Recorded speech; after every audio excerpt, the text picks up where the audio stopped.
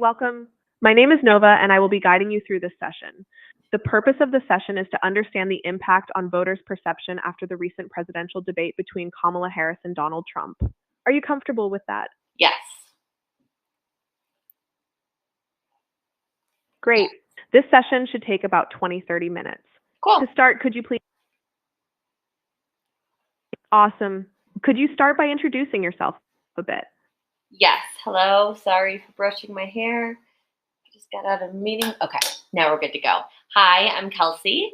I am a female, 31 years old. I split my time between Los Angeles and the suburbs of Chicago. And I think that's everything you need to know for now. Thanks for sharing, Kelsey. I appreciate it. I'd love to hear your thoughts openly and in as much detail as possible throughout our chat. To start, can you tell me about your general interest in politics and how you typically engage with political news? Absolutely. So one, think that this AI is really cool. Secondly, think that I've paid attention to American politics since I could vote, since I was whatever it was. I'm 31, born in 93, so whatever presidential election that I was eligible for the first time. I started paying attention, but not like as anywhere nearly as closely as I do now. As each year as I grew, well, let's think, probably around 2017, 2018, I started, maybe even 2016, maybe around that election, I started getting much more interested, only because I felt like I had a civic duty. Now, yes, I still feel like I have a civic duty, and ever since COVID, for sure, like that's when I started subscribing to national news outlets, like their breaking news alerts, and subscribing to the New York Times emails and Time Magazine daily emails, and I had already followed like ABC7 LA and ABC7 Chicago for local news. And I knew to look to KTLA as well for local news in Los Angeles. But I started following CNN, Time, BBC, Complex, which is entertainment. I'd always followed entertainment news, but like I don't follow any crazy like heavy core. I don't follow C-SPAN on social media, but the rest I followed on Instagram and get news that way. Or I'll just like Google, and I know my trusted sources, and I obviously take them all with a grain of salt. But like ever for sure since 2016 election, it kind of slowly became more interested and educated on it. And then like it was like graduate school, like it became a fundamental value of who I am in 2020 till today, and even more so now. Thanks for sharing that, Kelsey. It's interesting to hear how your engagement with politics has evolved over time. You mentioned that your interest really picked up around the 2016 election and intensified during the COVID-19 pandemic. Can you tell me more about what specifically sparked your deeper interest during those times? Yeah, I mean, the world felt like it was on fire and that it was, not ending, but like it was a really scary time, and I wanted to be informed, and I was isolated, which is fine. But I lived alone, and I wanted to make sure I was doing my civic duty and protecting myself and learning as much as we could about this new foreign virus, like not literally foreign from China, but just foreign and completely new. The word was unprecedented, right? Like everything was unprecedented. Just tuning in to hear any new updates, anything to like learn, okay, like what is actually going on. And that was an election year. So I guess, maybe a little bit more too. I was interested because it was leading up to the election, and I started watching the debates and everything. I remember hearing in 2016, like, oh, the debate's on. And I was like, huh? I don't need to watch that. And now I watch every single debate current day. Gotcha. That makes a lot of sense. It sounds like the combination of the pandemic and the election year really heightened your sense of civic duty and the need to stay informed. Thanks for sharing that. Before we dive into your thoughts on the recent debate, can you tell me a bit about your political views before yesterday's debate? Yeah, I'm an independent. I don't belong to either party. I have voted in every presidential election. I have voted in the last two primary, and I should also say I voted in every general election since I could, like since turning 18 years ago. And yeah, I don't belong to either the Democratic or Republican Party. I also don't belong to like the Independent Party, if that's something.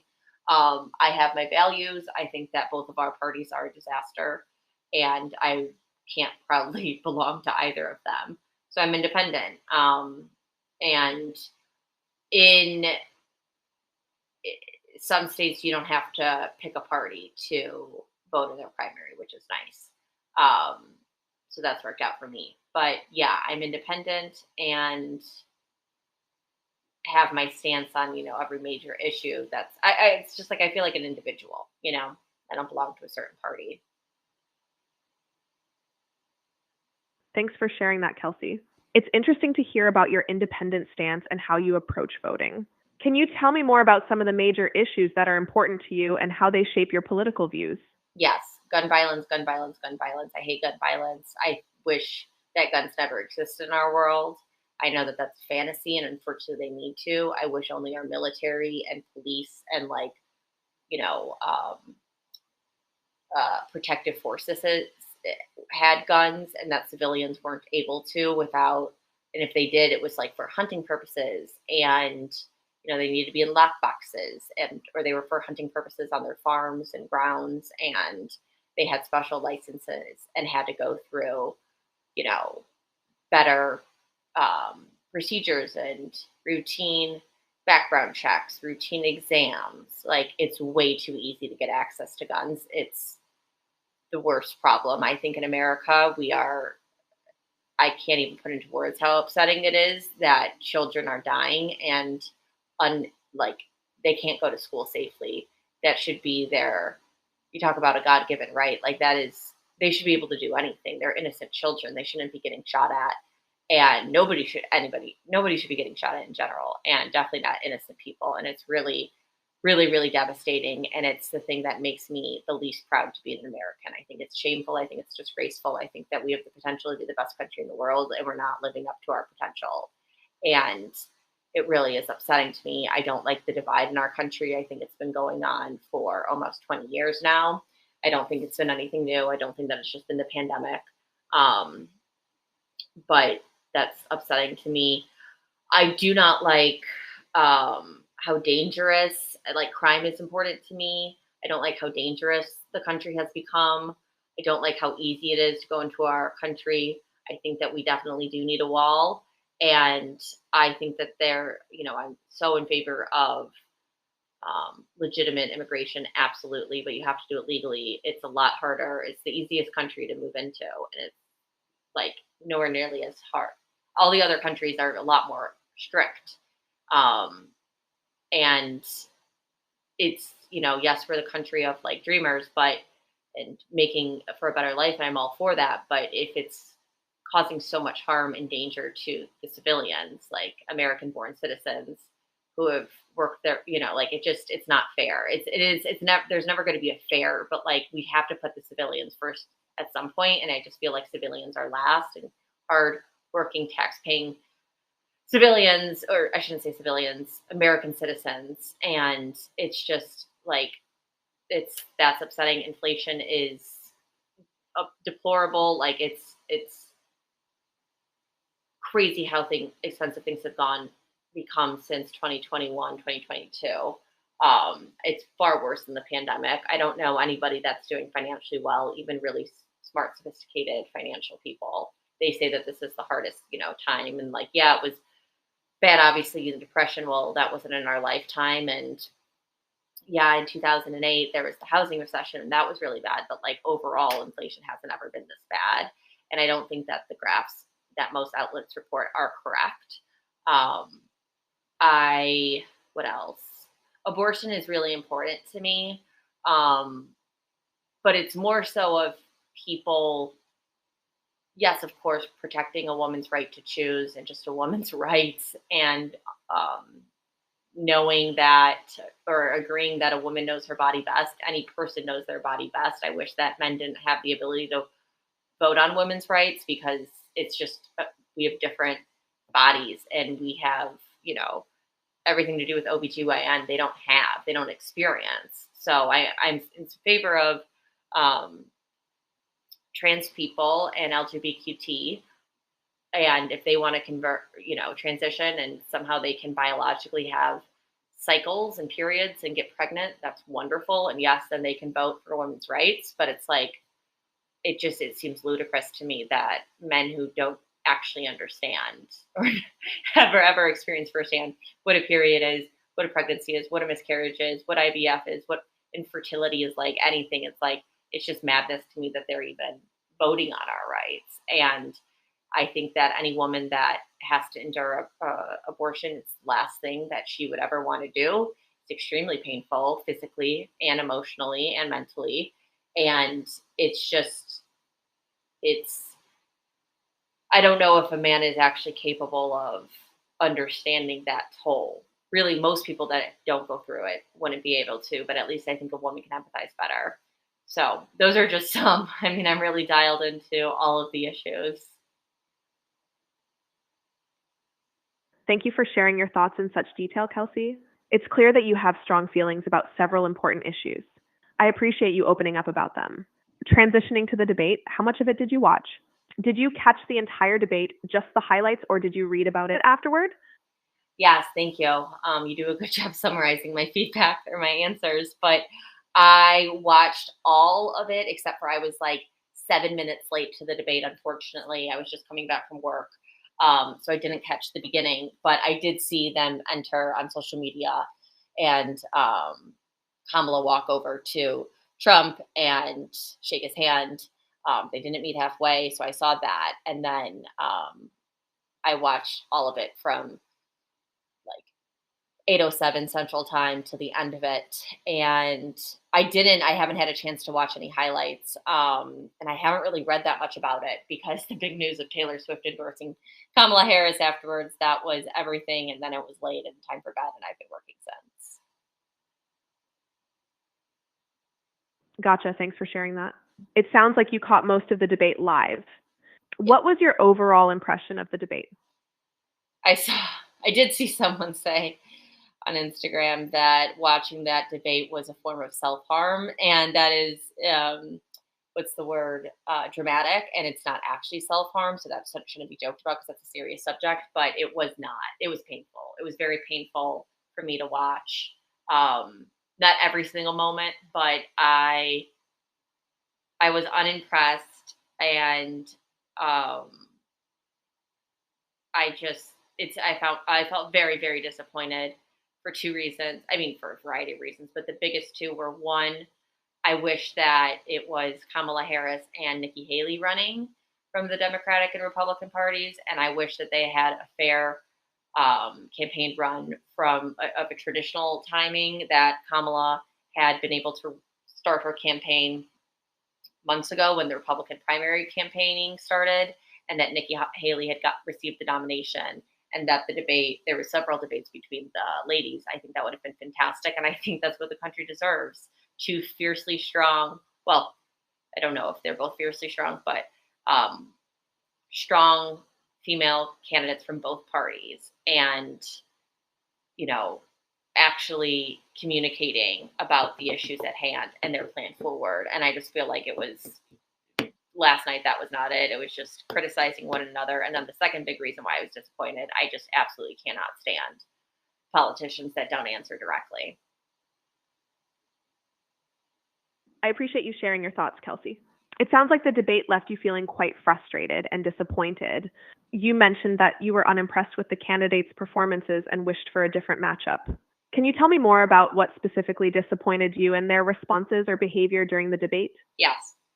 I think that they should say, just focus on the plan. For Trump, they asked him, would you veto what did they say? I forget exactly, but if it is veto a abortion, whatever that question exactly was, and he just needed to say yes or no, and he won it. He answered indirectly. He answered around it. Same with Kamala.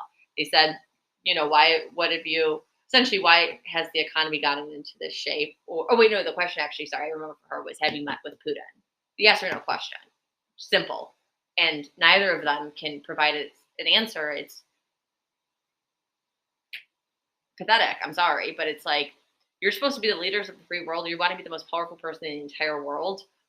How you have to, like, yes, this position owes you, and even being the Democratic and Republican nominees, you are responsible for answering clearly and directly. It's 2024. Transparency has never been more important. You know, like, consumers, users, citizens, we are more informed than we ever have, and we can read through the BS. We see it, and it's a joke, and we come off as a joke to other countries, and it's embarrassing, and it's very hard to be excited to vote for either of them when they can't even do the bare minimum of what they should be following through with. And they should also not be like criticizing each other. When somebody asks you a question of, okay, what are you going to do to support abortion, or what are you going to do? Like, tell me exactly. Okay, we need 213 House votes, and we need 61 Senate votes to prevent a filibuster. Once that gets passed, we have to first get that, and then I'm going to sign in, Roe v. Wade back into office. Great. How are we going to get the 213 votes? Because what needs to happen actually in this election, it's not just a presidential election, it's also Senate and House always. So let's talk about that. Who are you endorsing to run for this specific House seat from this state? Who should we be voting for so that we can actually pass Roe v. Wade, since we can allow that to actually happen? Same thing with the wall. Okay, what needs to happen to get that funding and get a bill approved to make it happen? Like, stop with all the pish posturing, the criticizing of, oh, worst president, oh, this, you got fired, whatever. Who cares? We don't care. We want action. We want results. We want specific plans. And it's just talking around and pointing fingers, and it's pathetic. I hear you, Kelsey. It sounds like you were really looking for clear, direct answers and specific plans from the candidates. And it was frustrating to see them avoid straightforward responses. Thanks for sharing that. Thinking back to the debate, were there any particular moments or phrases that keep replaying in your mind? It's a good question. Kamala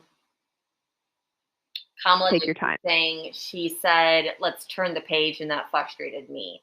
First time she said it was fine, but then I'm like, she's just working off her messaging. Like, I get it. Again, that's politics, but like, okay, you're saying you're the next generation or new generational leader, then act like it. It's just like, it's so frustrating when somebody says, like, oh, they try to act like they're new and they're different, yet they still keep doing the same game that everybody else has been playing. I can see how that would be frustrating. It sounds like you were hoping for more genuine and innovative responses. How did those moments make you feel about the future of the country? The opposite of hopeful. I understand. Were there any specific topics or moments during the debate that contributed to that feeling?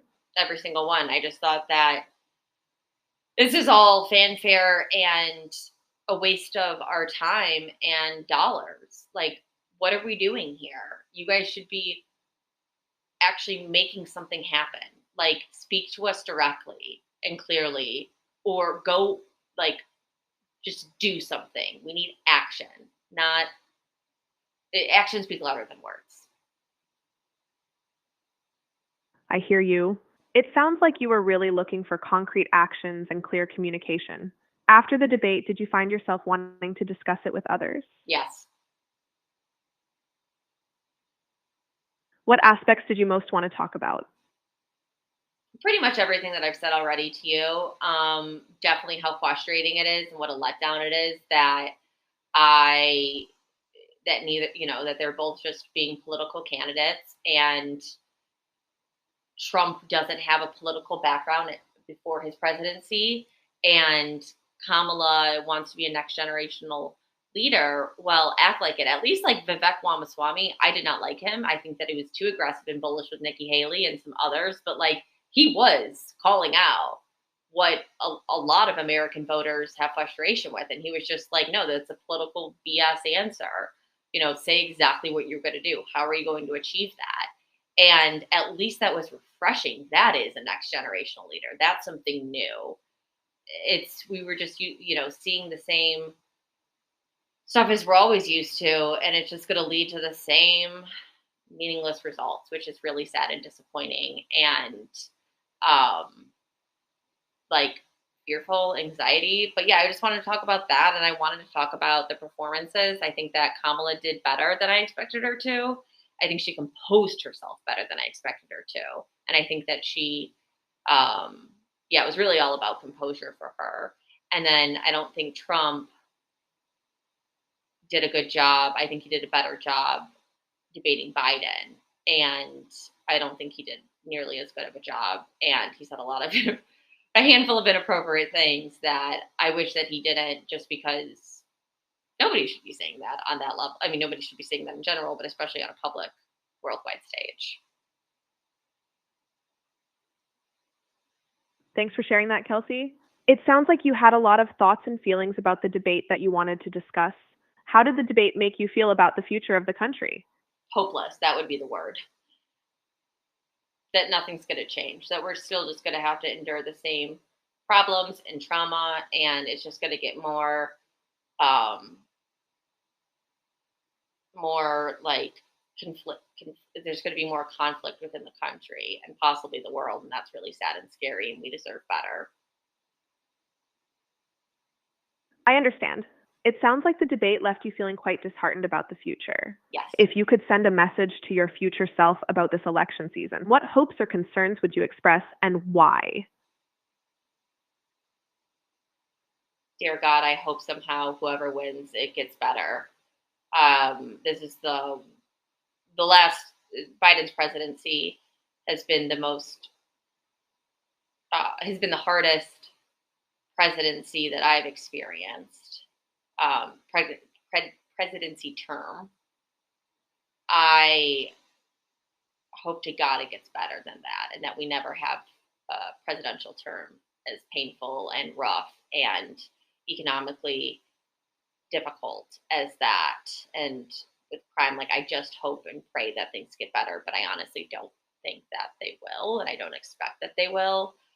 I think that if Trump wins, it's going to be a war zone, and I don't know if there's going to be another storming of the Capitol, but there's going to be huge resistance and a lot of things in the media and political, on social media, and it's going to be a headache and a nightmare. But I do think that, like, once that simmers down, I just pray to God that he isn't all BS and lies, and that he'd actually follow through and build the wall and improve the economy and end the war in Ukraine and end the war in Gaza, and not, do anything for abortion, not restrict abortion anymore. Do something about gun control. I know that's not his platform, but do something and, like, just make our lives better. I do not trust him, but I also don't trust Kamala. And I think that his experience, it's more niche, but he has more experience. And while he's not, again, I don't think either of them are trustworthy, but I do trust him to do a better job, or I believe that he would do a better job and is capable of doing a better job, even though he's an egomaniac. Thank you for sharing that, Kelsey. It sounds like you have a lot of concerns and hopes for the future. Were there any surprises during the debate that made you rethink your initial opinions? That was the first time I ever heard Kamala speak. I've seen some clips on social media at rallies recently, not just like interviews of the past. And I don't understand why she hasn't done a sit-down interview or more like anything. But I just thought that she was composed and didn't come across as I think a lot of old school traditional men would think, like emotional, or like, I think she could have performed a lot worse, if that makes sense. Trump is Trump. Like, I was surprised by how he performed last debate with Biden. he wasn't perfect, but that was probably his best debate performance in a while. Speeching, I don't know. Um, but yeah, I thought that this debate was a waste of time, with all due respect. I don't think that anything new was said at all. And um, it was just the first time that I think most American voters have seen Kamala in a debate. She was in a debate, I think, in 2020, yeah. And then we did see her there, but like it's been a long time. And I don't think it doesn't feel like she's been really active in our government the last 4 years. And if she has, while we haven't seen it, it has been felt and it hasn't been good. So her experience, like, it scares me because I don't like Trump, but those 4 years of his presidency were a lot better, I think, collectively and definitely personally, and for all of my close ones, which are very liberal. I don't really have any conservative. I know a few conservative people, but I'm not close with any of them. I'm close with a lot of mostly Democrats and liberals and some like extreme liberals, and their lives were still a lot better during Trump's presidency than um, Biden Harris. So it's stressful. I wish we had better options. I appreciate you sharing your thoughts, Kelsey. It sounds like the debate didn't offer much new information for you, but it did give you a chance to see Kamala Harris in a different light. If you were to describe each candidate's presence on stage to a friend, what would you say? Good question. Trump was Trump, Take your time. but he handled himself better than how he used to. Um, he needs to stick to the script. Kamala was extremely on script, and I wish that she wasn't as much. And um, she was like, she came off empathetic, but not in a too emotional way. I mean, I'm a very emotional person. That doesn't bother me, but I know it bothers other people. And she just came off composed. Um, she seemed more authentic than I've ever seen her before. Or like genuine, maybe not authentic. I know that they mean similar things, but like she seemed actually, they both care. They care in their own different personalities. But if that was my first time ever, hearing anything about Kamala, I'd be like, okay, wow, she did a pretty good job, like speaking and handling herself, and even next to crazy Trump and everything that the Democratic Party thinks against him. So she's got strength. However, I know 4 years, 4+, and I don't like her performance for the country. And I don't think she's done a good job at all as vice president. And I had mixed feelings about the Democratic. I didn't have a lot of positive feelings about the DNC. Thanks for sharing that, Kelsey. It sounds like you had mixed feelings about both candidates' performances on stage. How relevant did you find the topics discussed to your personal concerns? Very relevant, but they didn't bring up anything about guns, and that was disappointing. Like, literally, there was just a school shooting last week. Thursday? It's just so disgraceful. I can understand why that would be frustrating, especially given how important the issue of gun violence is to you. Did the relevance of the other topics discussed affect how you viewed the candidates? The relevance of the topics discussed were very relevant, but I already knew their answers. There was absolutely not a shred of new information discussed. Gotcha. It sounds like you were hoping for more depth and new insights from the debate. Yes. Did you experience any strong emotional reactions during the debate? Yes, I did laugh. I hate to say it, but it was funny when Trump said that, go wake up your boss at 4 p.m. in his nap. I did laugh. That was not good for him to say, not nice, but it was funny. And I was like, oh gosh, you should not say that. When Trump was a gut reaction and said he didn't care what race Kamala was, he did not voice that correctly. I believe that I understand what he was trying to say. Like, she can be whatever race she wants. Like, I like whatever she's going to say, let her say. But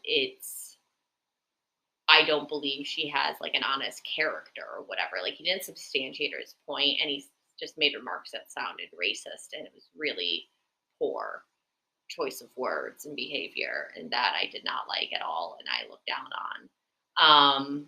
What else? There was a bunch of times where I shouted, or not shouted, but spoke out loud at the TV and was like, "You didn't answer the question. You didn't answer the question. You just spoke around that yet again."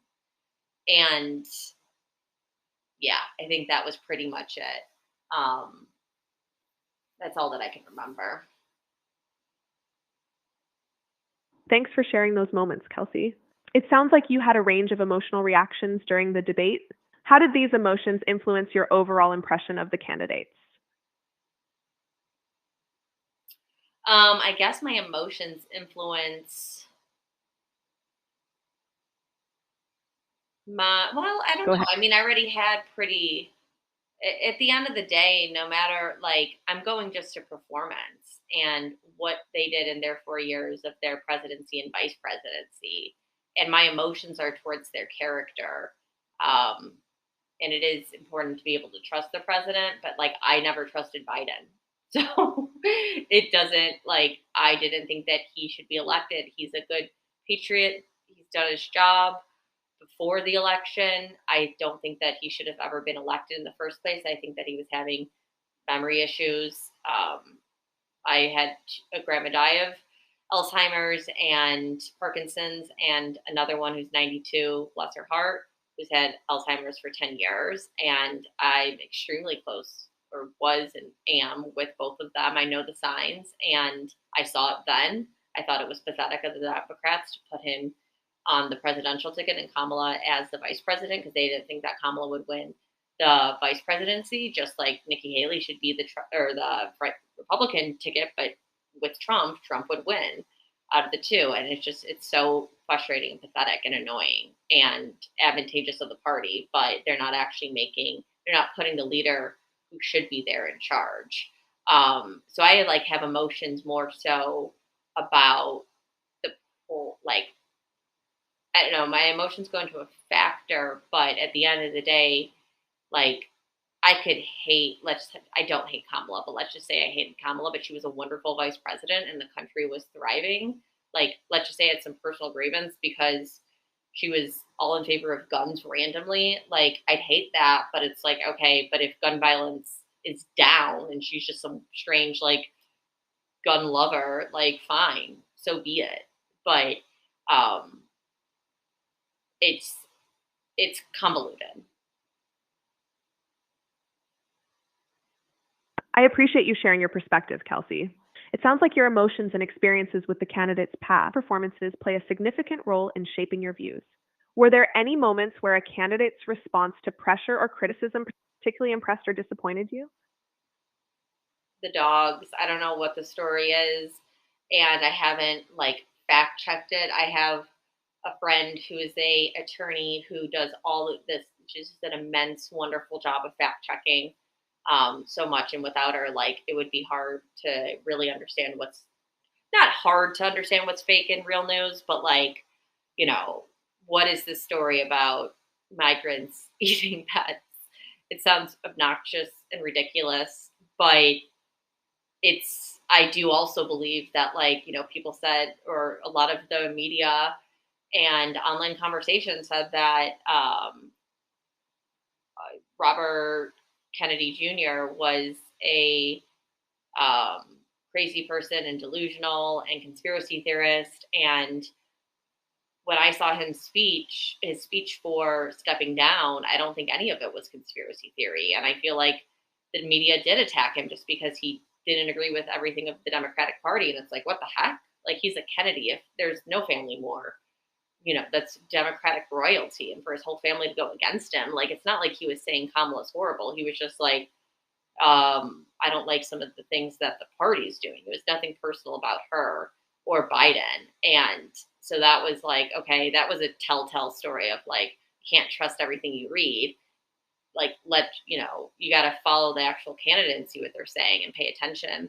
and read a lot of sources to try to get down to the real information. But like, if I pray to God, sadly, I don't want any animal to be, taken and taken and eaten. But it's I would hate it just to be some crazy far fetched story that was said for media. Like, it's I can't believe these words are coming out of my mouth. Like, it's such madness. It just didn't need to get brought up.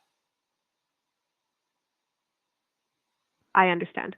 It sounds like the story about migrants feeding pets was quite surprising and confusing for you. How authentic did you find each candidate during the debate? Not feeding pets, eating pets in Springfield, Ohio. Deeply unsettling. So I think that each candidate, I think that they're authentic to themselves. I do think that they truly believe in what they're saying, but sometimes, like, if you say something enough, you'll believe it. Your mind will start to believe it, and whether that's good or bad. And like, I think that it was, Biden kept telling himself he's going to win, he's going to win, he's going to win when he reelects, or when he runs again, and like, there's no way he was ever going to, like, no. It's very sad, and I think that Kamala believes, like, okay, she can, I don't know, maybe they aren't authentic, maybe they aren't actually believing that they could reinstate Roe v. Wade or build a wall. I believe that they think that they can. I need to see the proof, though. I understand. It sounds like you have some doubts about the candidate's authenticity and their ability to follow through on their promises. Yeah, Imagine a child is asking you why you support a particular candidate. How would you explain your choice after the debate? great question. Sadly, we do not have a strong candidate on either side. This has been a problem for America for a really long time. And, we just got to go with the best of the two options. But don't let this be a lesson in life. This is the worst example of America, and really the worst instance of America. Everything else is better. Everything else we're able to take advantage of our capabilities and soar and rise.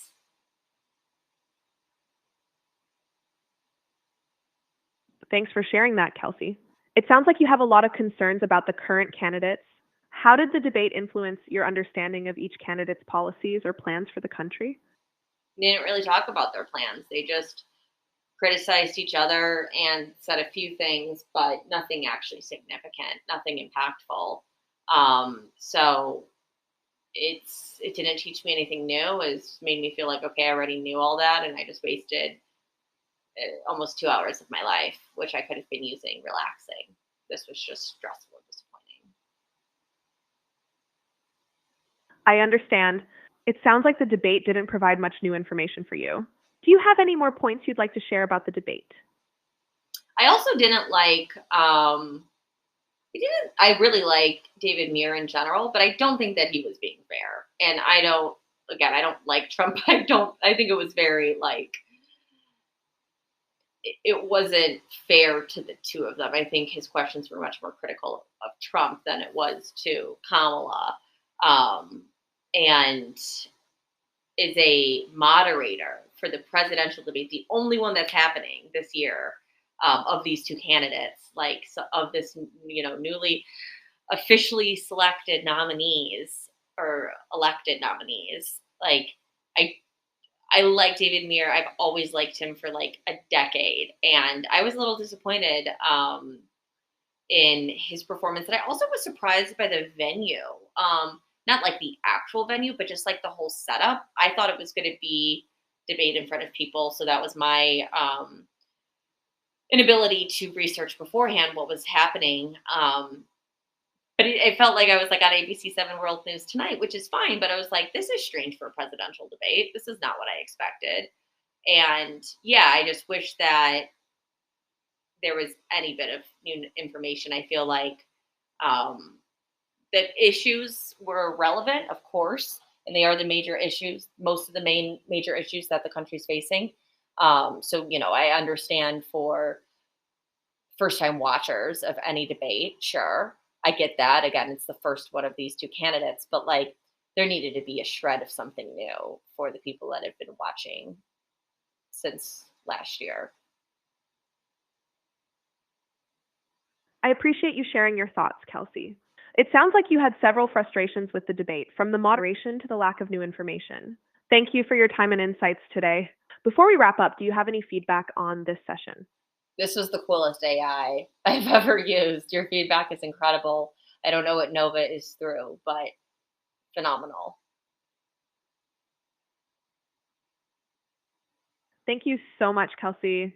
I really appreciate your kind words. If you have any more thoughts or feedback in the future, feel free to share.